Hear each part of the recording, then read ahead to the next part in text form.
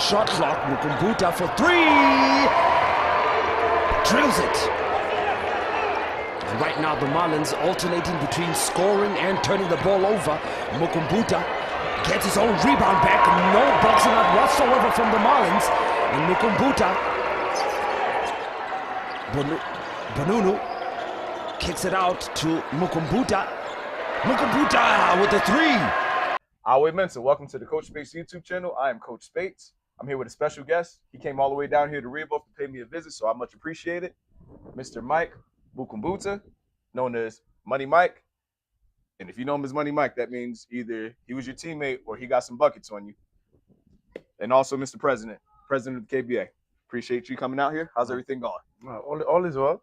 Glad to hear that. Thank you for the invite. The drive down here was quite a nice drive, and I mean, I feel like I'm in Windhoek, especially with the weather. It's quite hot, but yeah, it's nice to be here. Awesome. Thank you for welcoming me through to this side. Yeah, Most definitely glad to have you here. Glad to have you here. Now you're originally from Windhoek, correct? yeah. I grew up in Windhoek. Okay. Like all my life, I've been in Windhoek. Yeah. Okay. I'm originally from there. Awesome. Okay, but not original. Okay, home is in Katima. Actually, Okay. Yeah, home is in Katima. That's like far up north in the northeast. Yes. In Caprivi, so it's now named Zambezi, the Zambezi region. Yes. Yeah, that's home. But originally where I'm from, or like where I grew up, has been Windhoek all my life. So I've just been in Windhoek Gotcha. most of the time. Yeah. Okay. Now, Namibia is full of a lot of languages. How many languages do you speak? I don't even know where to start. I speak almost all the languages, like Really? almost everything that needs to be spoken. I think Okay. I speak, even if it's not enough to get by. And I'm Caprivian, by the way. Most people mistake me for different other languages because you would find me engaging with somebody speaking a different language. But yeah, so I think most of the languages here I speak. I just can't start counting now. And even some languages in SA as well when I was Nice. there at some point. Yeah, so I'm actually somebody that loves languages. I love learning languages. It's never too late to start learning languages. So I always embark on that journey to try and get a thing or two, which then eventually leads to me knowing more than I should know. And then yeah, it's enough to actually engage and pretty cool. 1 minute you're speaking one language, here you turn around, you speak another language. Yeah, Absolutely. it's pretty cool. Yeah. Absolutely. That's one thing I've definitely had to adjust and learn because coming from America's English and Spanish here, man, Oshibambu, Afrikaans, Khoi, there's No, you speak several- Oshibambo now. No, not at all. Oh. Not at all. Do you speak Oshibambu? Yeah. What's the greeting for Oshibambu? Ongepi? Ongepi. Yeah. Okay. Ongepi. Ongepi. And then you say Onawa. Onawa. Mm. See, all I know is Matisa, Raya. Yeah, because you are here. Yeah. Because you're this side. Yeah. So it makes sense. Yeah. And of course, Kuhandit. 100. Yeah, definitely. Now, of course, we're going to talk about you being the KBA president, and congratulations on the first term, getting 1 year in the books. But you have a plethora of playing experience, and it just doesn't extend to just Namibia; it's in South Africa as well. When did you first get into basketball?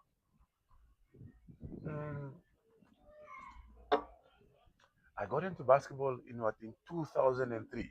Okay. That's when I was grade 8. When I went to high school. I was actually a soccer player. Nice. Okay. Yeah, I used to play soccer. And then something weird was just happening at school. You're playing soccer under 15 at school. Mm-hmm. And then there are guys that were old in their age, or rather, yeah, in their age group. They couldn't make like the under 17 team and the under 19 team. Gotcha. So then those guys would then cheat with age to come play. Oh, And then under 15 where we were, and then here and there you start getting less time to play and so on. And then eventually I was like, you know what, let me go look for something else. okay. And then there were 2 short guys in my classroom. I met them up, and then they told me like, yo, we need a tall guy at basketball. I'm like, what basketball? What the hell is that? And then so I just started my basketball journey just like that, out of the blue. Okay. I don't know anything. All I used to do was just grab rebounds past these guys, and then they do the scoring, they do all of that, and Yeah, it was an amazing journey, but yeah, it started in 2003. Man, that's awesome. So So it's been what? It's been now 22 years, 22, 23 years. 23 years, yeah, absolutely. Yeah. So soccer was the first sport. Now I have to ask you this question before we go right back to basketball. Messi or Ronaldo? Messi. Messi. Thank you. Yeah. That's the GOAT. Messi. That's the goal. That's yeah. the GOAT. Good stuff. Good stuff. Yeah. See, we're on the same page. But take nothing away from Ronaldo. Uh-huh. He used to also play for my team, Manchester United. He's a great guy. He's a great guy. But the GOAT definitely is Messi, without a doubt. Much respect. Awesome. Yeah. So now you got an opportunity to go to South Africa to play. How was that experience for you in the BNL? The experience was amazing. I didn't get a chance to go play in the BNL. Okay. This was in 2010. We had games in Botswana, varsity games in Botswana, and then during those games, the coach from SA then reached out to me and like, yo, what are you doing in Namibia? I would love you to come play. Oh, nice. Okay. For my varsity in South Africa, VUT, Val University of Technology. And then it just felt like a joke, man. And then we exchanged numbers, emails, and then this was like in June, July, and then around October, November, the guy just sent me an email like, yo, send through what you want to study, and yeah, everything is done. Wow. Okay. And then I basically went to South Africa on a scholarship. Oh, that's on wonderful. A fully fledged basketball scholarship.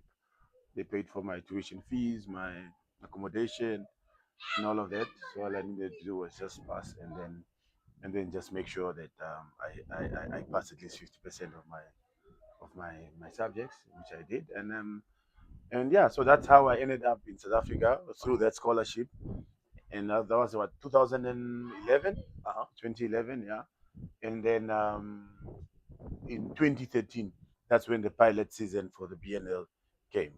Gotcha. Yeah, that's when it was launched, and then because I'm playing there already, and then the opportunity also just presented itself for me to start playing in the BNL, and then I started playing there for a team called Mpumpela Wildcats. I played one season there. This was under our coach, the same guy that took me to SA, and then from there I moved to Soweto Panthers, and then that's the team that I played for until eventually I came back home. Okay, yeah. Awesome. Now we're going to transition now into Namibia. When did you first get into the KBA? As a player? Yes. I got to KBA in 2006. Okay. Yeah, 2006. Because I started playing 2003. In 2006, somehow, my coach at that time, Bume, felt like, no, the boy is ready to start playing basketball. Nice. And then I got in there. He brought me to a team called Civics. It was a star-studded team. Nice. Star-studded team. My boy and I, Maybeth, were the youngsters. Yes. So we're there, guys. We're fighting for uniforms, and then I got the last uniform. Okay. To play that specific game. It was against Titans. Maybe I didn't get a uniform. Then I got to play. Benched almost the whole first quarter. Got in, I think, like 6 minutes in the second quarter. I think I scored 2 threes. I remember that game very well. I scored 2 threes, and I had one. As it was a layup where I dunked. And then after that, coach benched me the whole game. After that, and then I just told Coach Pume at that time. I told him, I don't think I'll develop like that by being on a star-studded team, being on a bandwagon. I'm basically there. That's the team that's going to win the league. I'm basically just there to receive this award, like the winning the championship and so on. So I was like, nah, let me rather go elsewhere where I can improve on a daily. For sure. You know, I get to play my 35 minutes, 40 minutes. And then then I met Mandume. Mandume that time was playing for NDF, and he told me, "Yo, we need a guard. Come through. You're guaranteed your minutes, and you're a starter. Come through." And then I went to NDF. When I was at NDF, I averaged maybe almost 40 minutes every game. Wow. And my game now really just started elevating. That's how I also started getting with my national call-ups and so on, until eventually now the big teams are the ones that are actually looking for you. They're calling to have you there. It's not you going there on your own. Right. Yeah. So that's yeah. So basically, the first time I started playing was 2006, and that was my whole how things turned around when I joined. Okay, awesome, Yeah. awesome. Now you have multiple Premier League titles. What was it like winning that first one? Uh, the first one. When was my first chip? It was 2008. Okay. 2008. I won the championship with Tomahawks. It was a star-studded team. I had Nigel, Alan, Paulo Kasanga, Pume. Like it was a star-studded team. I don't think it was a nice chip, because really when you looked at the team, we were just going undefeated. We didn't lose anything. It to a point that it didn't feel exciting anymore going to the game, knowing that we are going to win. You know, it's nice when you prepare for a game knowing that we have to do this in order to win, like, Right. but at that point we were just going in there and we winning everything. So that's why after that season I left Tomahawks, because I'm a competitive guy. I'd rather be there with the lowest team and we are fighting to actually win. I don't want to be on a team that is up there. You understand what I mean? For sure. Yeah. So yeah, that was 2008, my first chip. I didn't really enjoy it. It was okay, but the one I enjoyed was in 2013 when we won with Plaza Warriors.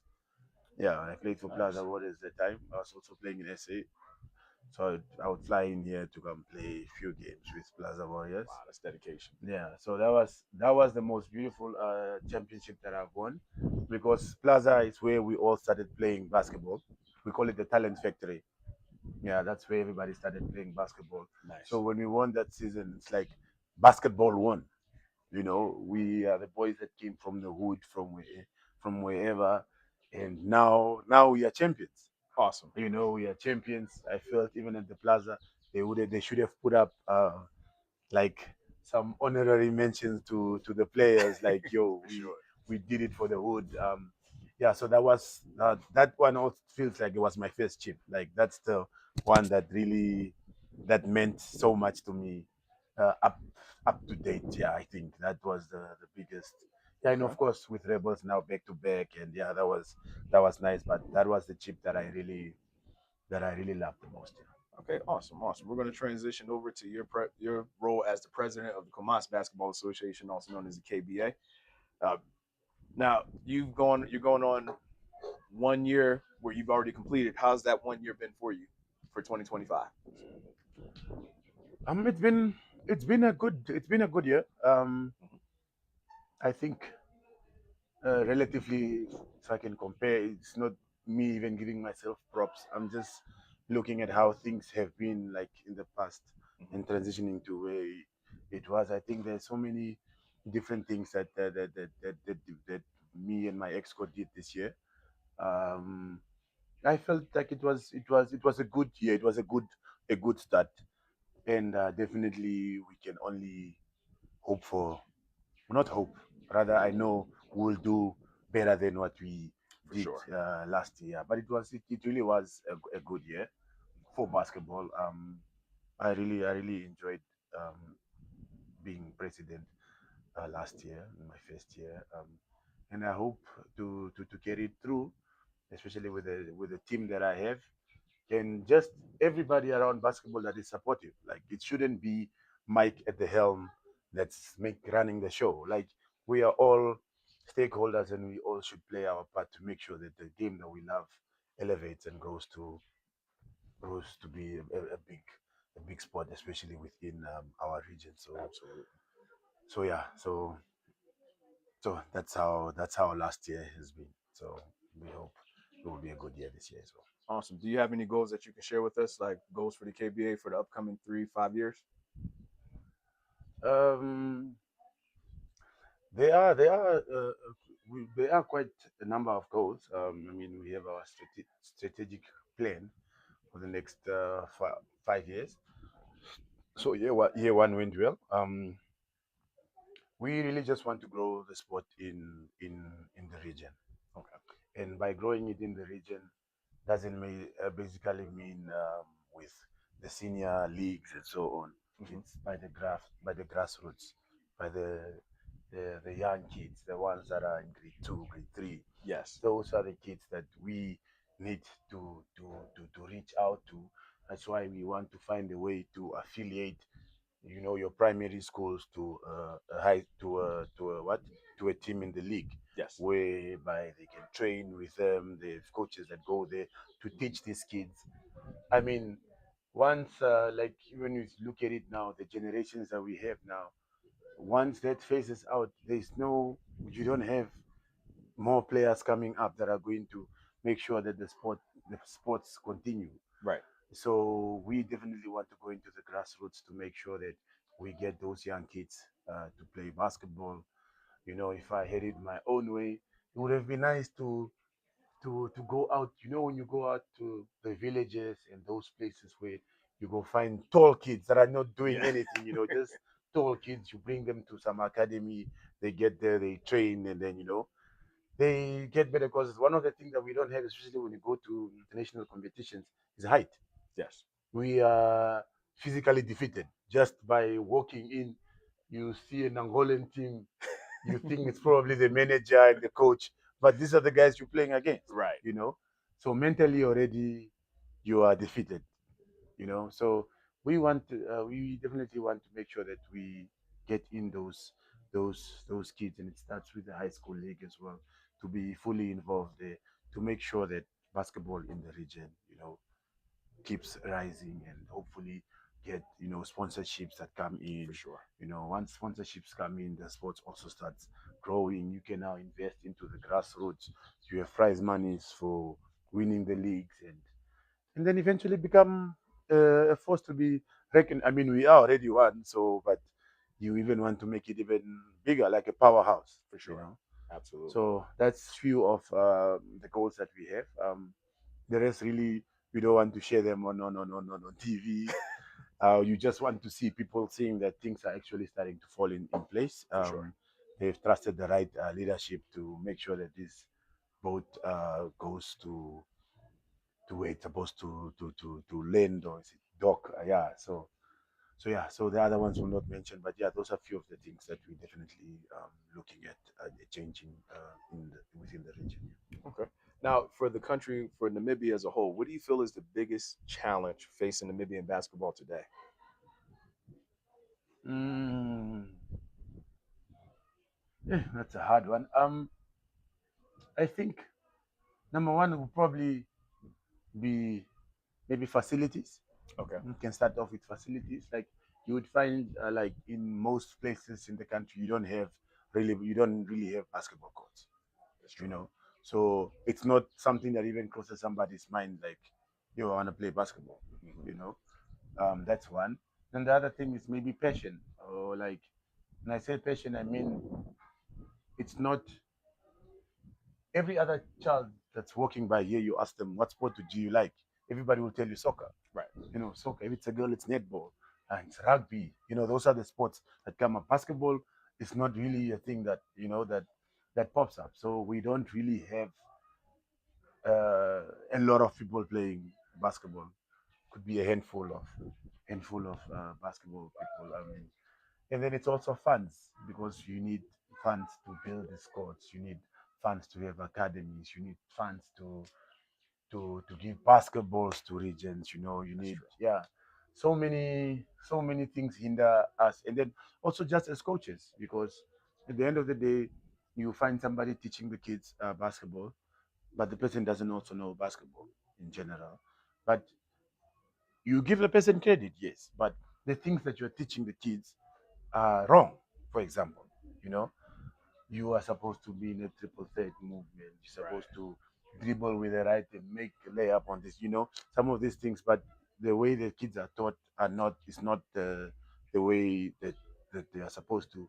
But you give the guys that are teaching them credit. But we also need to take passion as coaches to make sure that we are teaching them the right things. For sure. I mean, nowadays with AI and all these things on the internet, you can do your online courses and so on, and get accredited, know what you're doing, and then the more people push, especially in the other regions, things get better and it becomes competitive. It cannot always become as yes, I'll be happy I'm the president, yeah, but you want something to be competitive, For sure. to look forward to something. In the regions, there's new players coming out from there. Eventually, they come to Windhoek because this is the biggest league that we have in the country. But you would want those kids to get better there because the coaches are teaching them the Right. right things, the fundamentals, and yeah, so I think those are a few of the things that affect the growth of basketball in general here in our country. Okay, cool. I definitely appreciate that. We're gonna have some rapid fire questions because, of course, after that, then we're gonna have some good food. We're here at Woodstock. Is actually one of the sponsors for the Rehoboth Rhinos where we practice at. Um, I gotta ask you, who's the toughest person you had to guard in KBA? Toughest person I had to guard. Uh huh. I don't think there's a tough guy that I needed to guard personally Okay. in KBA. I mean, there's been tough players that I've seen. It's not that I had the chance to guard them because I mean, they were guards. The time I'm a 3, 4, so I didn't really have to go there to guard those guys. Okay. But yeah, personally, I don't think there's been a guy that I had a tough time marking in our league. Okay. Eh, yeah, I don't think. But there was one guy that was hard playing against. Yeah, especially when I was younger. He was a guy called Francis. He used to Francis. play for Titans. He was like a 6'8" power forward. So and then that time I was probably 6 feet. So every time you drive, as you release the ball, this guy just swats away everything. I had 2 chances. I almost dunked on the guy, but I never managed. So that guy, he used to make me fear like driving. Okay. The end of the day, you just want to be outside the 3-point line to be taking shots because once you get in there, the guy is sending you back. But then eventually, I was like, you know what, Mike, you shot. This guy is tall. Being blocked is part of the game. You will definitely Exactly. be blocked. But just get to the guy. Let him foul you. Get the N1, and yeah, till eventually, I grew out of that and then started taking it on. Okay. Yeah. So I think if there was one guy that was hard to play against like that, that was the guy. Yeah. All right. Who's on your Mount Rushmore, which is your top 4 of KBA basketball players? Who do you feel are the top 4 greatest of all time for KBA? Top 4 greatest of all time. Uh Greatest of all time is wild. huh. We're all time greats. Yo. Um, there was a guy called because all time greats is none of my peers, the guys that I've played with. There's no one that wows me until now, So I think it will be the older guys that I've sat down and watched play, and I Okay. was like, wow. So there was a guy called Yobe, used to Yobe. play for Blades and Titans that time. He was from Zambia. The guy he could do almost, I don't know, anything that he wanted to do. Like, yeah, I think he's somewhere there on my all-time list. Um, then there used to be a guy called Brian Bidza. He was a big power forward. The guy could dunk, man. He takes you this side, spins around. I saw him dunk on somebody. I don't know. I can't remember who it was. So he gets the ball, fake this guy on the side, spins around. This guy comes back, he jumps, and he puts it down. And the guy could jump. I was like, damn. Yeah. So he would make my list there somewhere there on top. Who else? Who else is there? If I could, I would also put myself there. I think. Okay. In one of. Nothing wrong with that. I think. And then who's the other? I can't think of of anyone else. That fourth one's always the hardest one. Yeah, I can't think of. No, I can't think of anyone else. Okay. But I'd like also to just send, like a special shout out to guys like you. Oh, thank you. When you first came to the country, you had made handles, man. Like the guy was out of control, and he had another guy that used to shoot. His name was Eddie. Okay. Eddie was just a guy who could shoot, and then they nicknamed him the Team. The Team. Okay. Nice. So that's deep. Yeah. Like the Team. The guy, so those two guys, him and you, could easily combine for 80 points. The two of them, Wow. So those guys, those guys, they wowed me because it's at the time where I was really not around here. I was in SA, so you can see somebody new, you're like, wow, Yeah. wow, Yeah, so I think, special shout out to those guys, and to everybody else that actually makes the game competitive. I don't want to mention names individually, but our biggest rivals as well, Wolves, Yeah. with Alan and his crew. My teammates as well, QBC. Even this guy, what's his name? Is it Jope? Oh, what Chope? Yeah. Chope, the one from QBC. Yeah. Like he had a great season last year. Sure did.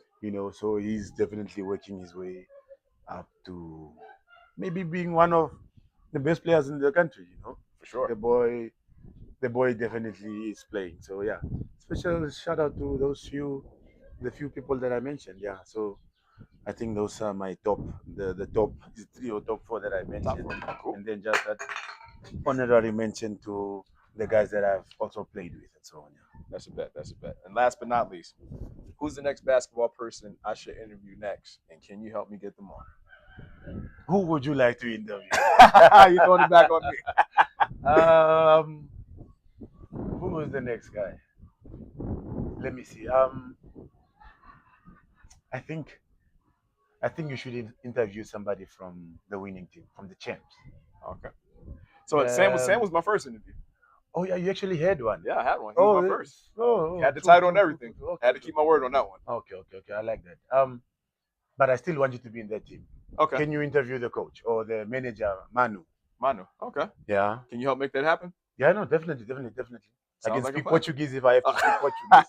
But yeah, I think go ahead, interview Manu. I want to hear, his journey when he started the whole QBC, where they are now, and just I think the boy is doing relatively well. Cool. And he's destined for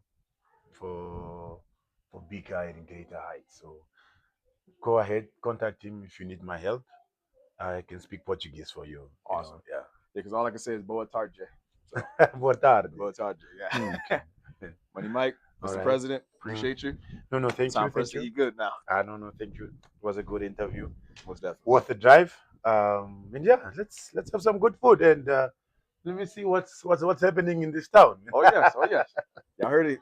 He's here at Rehoboth. We're at Woodstock. Lekker da. 1 point difference between these two teams. Money Mike attacking the basket, gets the bounce, right on the money. Money Mike. Mukumbuta down the floor between defenders, gets his own possession back, gets the 2 as well. And Mukumbuta appeals for a foul. And Mukumbuta in the corner drills a 3. And Panthers up 10. Well, ladies and gentlemen, we're here at Woodstock. It's time for us to dig in. Thanks again for coming out. Yeah. Hopefully you enjoyed the meal. Yeah, it's lunchtime. Let's enjoy. Lekker da.